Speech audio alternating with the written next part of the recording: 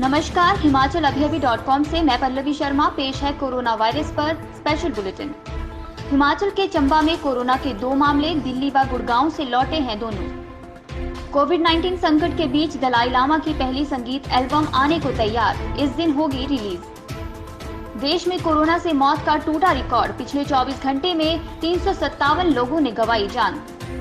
मुंबई में और तबाही मचा सकता है कोरोना, IIT बॉम्बे की चौंकाने वाली रिपोर्ट।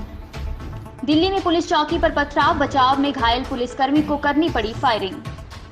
कोरोना संक्रमण के डर से दी गई राहत बनी आफत, तिहाड़ से रिहा कई कैदी फिर अपराध के रास्ते पर। लगातार 5वें दिन महंगा हुआ पेट्रोल डीजल, इतनी ज्यादा चुकानी होगी कीमत। प्रवासी मजदूरों के लिए सरकार का मास्टर प्लान, 70,000 किलोमीटर सड़क और 50 लाख आवास से मिलेगा रोजगार। नेपाल सरकार के विवादित संविधान संशोधन का विरोध करने वाली सांसद के घर हमला। जॉनसन एंड जॉनसन का दावा, बना लिया कोरोना का टीका, सितंबर में ट्रायल। अब समाचार विस्तार से। आपके स्वास्थ्य का प्रहरी, श्री बालाजी हॉस्पिटल, कांगड़ा, हिमाचल। चंबा जिला में कोरोना के 2 पॉजिटिव मामले सामने आए हैं। पॉजिटिव पाए गए लोगों में एक गुड़गांव जबकि दूसरा व्यक्ति दिल्ली से लौटा है। पॉजिटिव पाया गया एक 23 साल का युवक कलेहिल का रहने वाला है। उक्त युवक 2 जून को गुड़गांव से चंबा लौटा था। युवक को होम क्वारंटाइन रखा गया था, जबकि दूसरा व्यक्ति सलूनी क्षेत्र का बताया जा रहा है। यह व्यक्ति 28 मई को दिल्ली से चंबा आया था।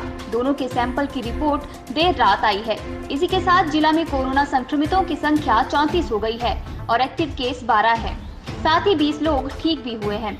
हिमाचल प्रदेश की बात करें तो कोरोना वायरस संक्रमण के 456 मामले सामने आ चुके हैं। वहीं 254 मरीजों को इलाज के बाद पूरी तरह ठीक कर घर भेजा जा चुका है। कोविड-19 संकट के बीच तिब्बती धार्मिक गुरु दलाई लामा की पहली संगीत एल्बम बाजार में आने को तैयार है। दलाई लामा की इस एल्बम को इनर वर्ल्ड नाम दिया गया है। मंत्रों और शिक्षाओं की इस पवित्र पेशकश को तिब्बती धर्मगुरु के 85वें जन्म दिवस के अवसर पर 6 जुलाई को रिलीज किया जाएगा। इनर वर्ल्ड की शुरुआत वर्ष 2015 में उस वक्त हुई जब इस प्रोजेक्ट के सह कार्यकारी निर्माता ने दलाई लामा को अनुरोध करते हुए लिखा कि उनकी भावनाओं को स्पष्ट रूप से समझाते हुए एक एल्बम का रूप देना चाहते हैं। इससे ऐसे लोगों को मदद मिलेगी जो विशेष रूप से भावात्मक तनाव से जूझते हैं। उनके पत्र को पढ़ने के बाद तिब्बती धर्मगुरु ने उत्साह दिखाया और इस पर काम शुरू किया। एल्बम में दलाई लामा की रिकॉर्डिंग को संगीत के माध्यम से पिरोया गया है। संगीतकार ने आर्टिफिशियल प्रोग्रामिंग और प्रोडक्शन के साथ लाइव प्रदर्शन को एकीकृत करने का प्रयास किया है। देश में कोरोना से मरने वालों के आंकड़े में जबरदस्त उछाल आया है। पिछले 24 घंटे में 357 लोग कोरोना से जंग हार गए। स्वास्थ्य मंत्रालय की ओर से गुरुवार सुबह जारी अपडेट के मुताबिक पिछले 24 घंटे के अंदर 9,996 नए मामले सामने आए हैं। देश में कुल मरीजों का आंकड़ा 2,86,579 हो गया है। इस जानलेवा बीमारी की चपेट में आकर अब तक 8,102 लोगों की मौत हो गई है। राहत की बात है कि कोरोना से ठीक होने वालों का आंकड़ा बढ़ता जा रहा है। अब तक 1,41,000 से ज्यादा लोग ठीक हो चुके हैं, जबकि देश में एक्टिव केसेस की संख्या 1,37,448 है। कोरोना से सबसे अधिक केस महाराष्ट्र में है। यहाँ कुल मरीजों का आंकड़ा 94,000 को पार कर गया है। इसमें से 3,438 लोगों की मौत हो चुकी है। अभी राज्य में 46,000 से अधिक एक्टिव केस हैं। दूसरे नंबर पर तमिलनाडु है, जहाँ कुल मरीजों की संख्या 37,000 है और 326 लोगों की मौत हो चुकी है। हर आम नागरिक के मन में बस यही सवाल है कि मुंबई पहले से ही कोरोना वायरस महामारी की सबसे ज्यादा चपेट में है। सपनों के शहर मुंबई में पहले ही कोरोना वायरस के सबसे ज्यादा लोग संक्रमित हैं, लेकिन इस बीच एक और बुरी खबर आ रही है। IIT बॉम्बे की एक ताजा रिपोर्ट में बताया गया है कि आने वाला मानसून मुंबई में कोरोना वायरस के मामलों को और बढ़ा सकता है। IIT बॉम्बे की स्टडी के मुताबिक मानसून के दौरान कोरोना वायरस से संक्रमण तेज हो सकता है। स्टडी में दावा किया गया है कि ह्यूमिडिटी यानी नमी बढ़ने पर वातावरण में कोरोना वायरस अधिक समय तक जिंदा रह सकता है। इस स्टडी को IIT बॉम्बे के 2 प्रोफेसरों ने किया है, जिनका मानना है अधिक तापमान और कम नमी की वजह से खांसी या छींक के ड्रॉपलेट्स सूखने में कम समय लगता है, लेकिन मानसून के दौरान नमी रहेगी और लोगों की खांसी सूखने में ज्यादा वक्त लगेगा। इसकी वजह से संक्रमण और फैलने की आशंका है।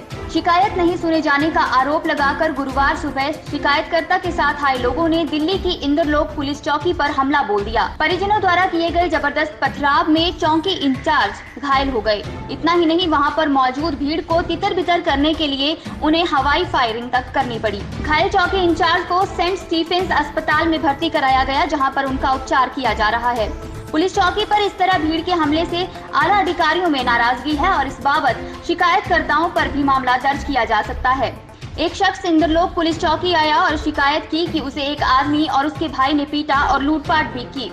आरोपित चौकी लाए गए लेकिन फिर वापस चले गए। वह वापस आए तो उनके हाथ डंडे और पत्थर थे। उन्होंने पथराव करने के साथ फायरिंग भी की। आरोपी के साथ 2 और लोगों को गिरफ्तार किया गया है। शेष समाचार ब्रेक के बाद।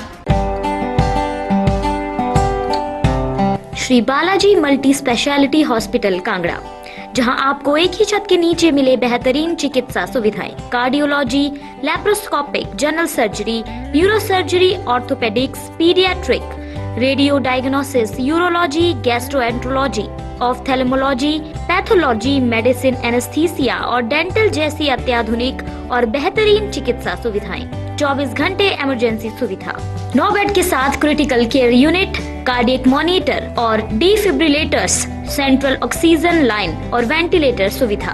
हिमाचल प्रदेश के सबसे बड़े निजी स्वास्थ्य सेवा प्रदाताओं में से एक Shri Balaji multi speciality hospital Kangra राष्ट्रीय स्वास्थ्य बीमा योजना के साथ सूचीबद्ध Shri Balaji multi speciality hospital Kangra BPL परिवारों के लिए अस्पताल में कैशलेस भर्ती होने के साथ ही ईसीएच की भी सुविधा।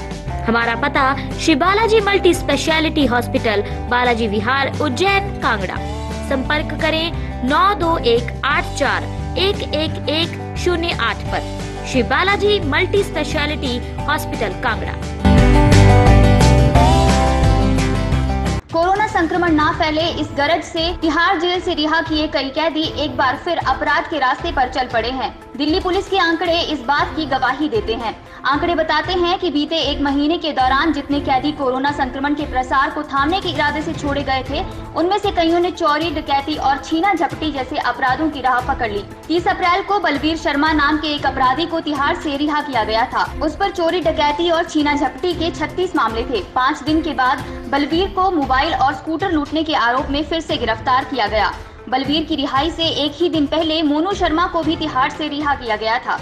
इस पर 8 आपराधिक मामले थे। महीने भर बाद ही मोनू को पूर्वी दिल्ली के गीता कॉलोनी इलाके से इलेक्ट्रिक ऑटो रिक्शा चुराने के आरोप में गिरफ्तार किया गया।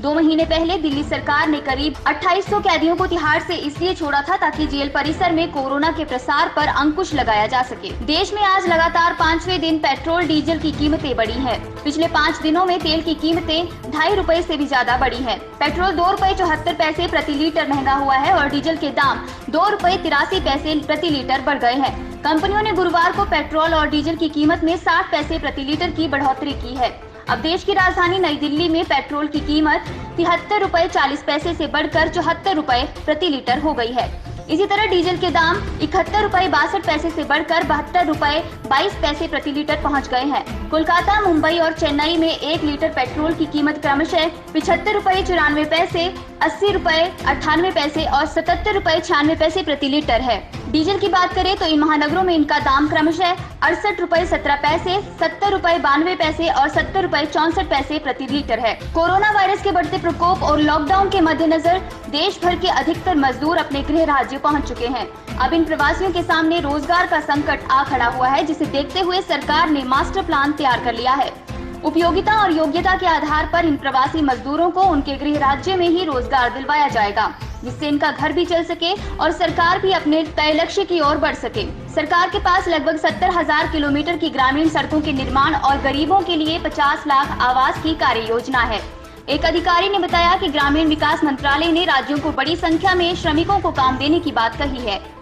प्रधानमंत्री ग्रामीण सड़क योजना के तीसरे चरण के तहत लगभग 14,000 किलोमीटर नई सड़कों का निर्माण किया जाना बाकी है, जबकि पिछले वर्ष का काम भी लंबित है। नेपाल सरकार के विवादित संविधान संशोधन का विरोध करने वाली सांसद सरिता गिरी के घर पर कुछ अज्ञात लोगों ने हमला किया है। हमलावरों ने तोड़फोड़ करते हुए उन्हें देश छोड़ने की चेतावनी भी दी है। जानकारी के अनुसार सांसद ने इस संबंध में पुलिस को सूचना दी थी, लेकिन कोई भी उनकी मदद को नहीं पहुंचा। यहां तक कि उनकी पार्टी ने भी उनसे दूरी बना ली है। हमले के बारे में सरिता गिरी ने ट्विटर पर बताया है। गौरतलब है कि नेपाल विवादित नक्शे को कानूनी रूप देने के लिए संविधान संशोधन कर रहा है। जनता समाजवादी पार्टी की सांसद सरिता इसके पक्ष में नहीं है। उन्होंने इस प्रस्ताव को खारिज करने की मांग की है, जिस वजह से पार्टी भी उनसे नाराज चल रही है। नेपाल के संसद में संविधान संशोधन प्रस्ताव पर अपनी राय व्यक्त करने के लिए सांसदों को 72 घंटों का समय मिला है। सांसद सरिता गिरी का कहना है कि इस संशोधन प्रस्ताव को खारिज किया जाना चाहिए क्योंकि नेपाल सरकार के पास पर्याप्त प्रमाण नहीं है। कोरोना वायरस के इलाज के लिए खोज से जुड़ी एक बड़ी खबर सामने आई है। अब जॉनसन एंड जॉनसन कंपनी ने आशा की नई किरण दिखाई है। कंपनी ने कहा है कि उसने कोरोना वायरस के इलाज के लिए संभावित टीके की पहचान की है, जिसका सितंबर महीनों में इंसानों पर टेस्ट किया जाएगा। कंपनी का कहना है कि यह अगले साल के शुरुआती महीनों में इमरजेंसी यूज के लिए उपलब्ध भी हो सकता है। कंपनी ने एक बयान में बताया कि फार्मास्यूटिकल कंपनी ने अमेरिकी सरकार के biomedical advance research and development authority के साथ एक समझौते पर हस्ताक्षर किया है, जो इस कोशिश में $1 अरब का निवेश करेगा। जॉनसन एंड जॉनसन ने जनवरी में AD26 सोर्स COV2 पर काम करना शुरू किया था, जिस पर अभी भी जांच चल रही है। इस टीके के लिए इबोला से संभावित टीके को विकसित करने वाली प्रौद्योगिकी का ही इस्तेमाल किया जा रहा है। इन्हीं खबरों के साथ आज का कोरोना वायरस पर स्पेशल बुलेटिन यहीं खत्म होता है। हमारा अगला ऑनलाइन रेडियो बुलेटिन सुनिए शाम 7:30 बजे। तब तक के लिए नमस्कार। आपके स्वास्थ्य का प्रहरी श्री बालाजी हॉस्पिटल, कांगड़ा, हिमाचल।